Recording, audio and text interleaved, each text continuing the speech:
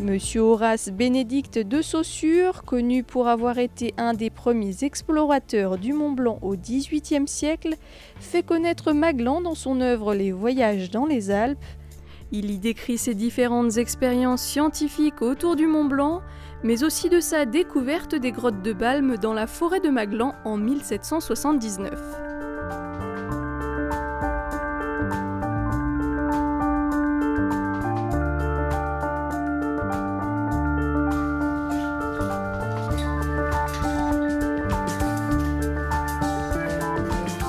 Quand on regarde ce passage, en fait, nos prédécesseurs sont arrivés devant un passage quasiment obstrué. Et par la suite, je pense même avant Horace Bénédict de Saussure, où à cette époque, les hommes ont creusé ce chenal dans la calcite et dans le comblage pour pouvoir passer plus facilement et organiser les premières visites touristiques dans la grotte de Balme.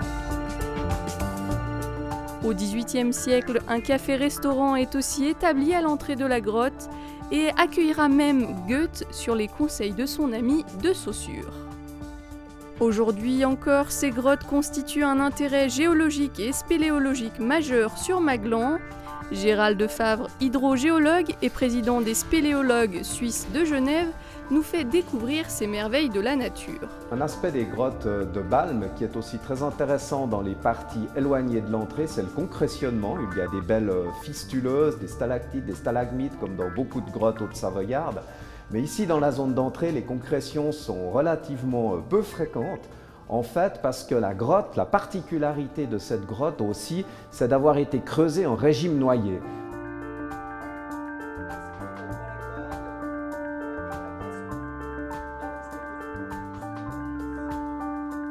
L'eau, elle traverse la montagne. Cette eau, elle est légèrement acide, elle a de l'acidité. Elle dissout la roche dans les fissures et cette matière minérale, ce calcaire, arrive dans la grotte.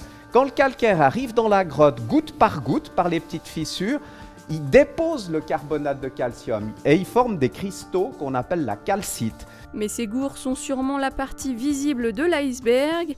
Les grottes n'ont pas révélé tous leurs secrets.